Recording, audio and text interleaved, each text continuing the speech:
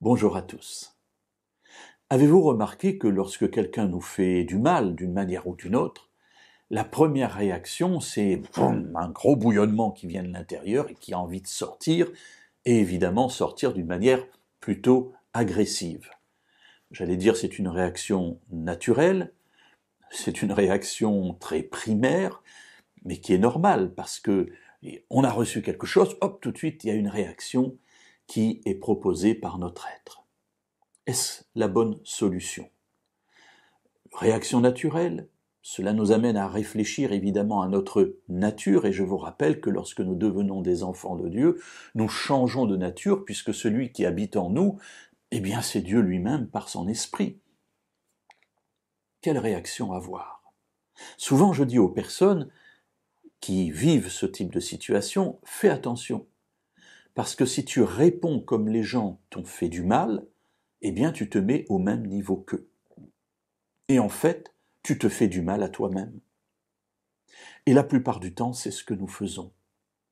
Dieu nous invite à marcher sur une autre voie. Lisons, si vous le voulez bien, dans la lettre aux Romains, le chapitre 12 et le verset 21.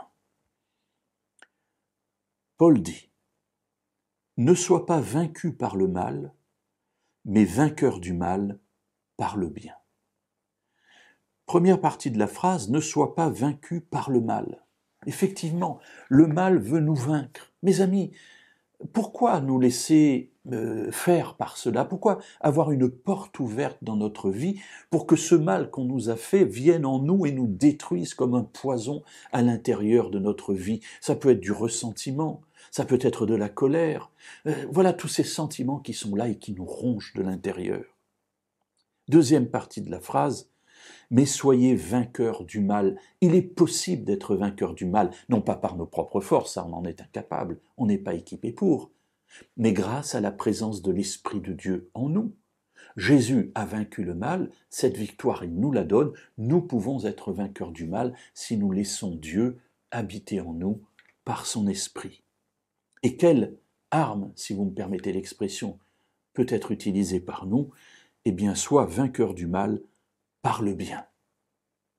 C'est en faisant le bien, mes amis, que nous allons manifester l'état d'esprit que Dieu met en nous, ou plus exactement, l'esprit qui met en nous et qui nous donne un nouvel état d'esprit. Accueillons cet esprit de paix, accueillons cet esprit de réconciliation, faisons tout ce qui est en notre pouvoir pour manifester le bon que Dieu met en nous. Je vous assure, mes amis, cela ne changera pas toutes les situations, mais c'est le seul moyen pour que les situations changent. Soyons vainqueurs du mal par le bien.